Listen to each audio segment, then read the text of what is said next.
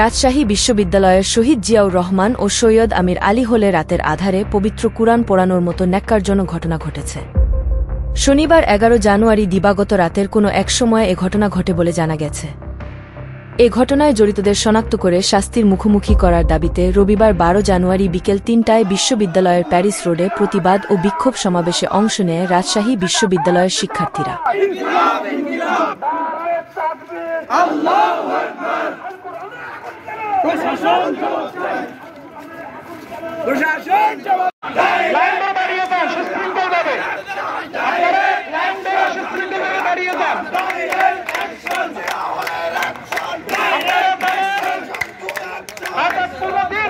প্রত্যেকটা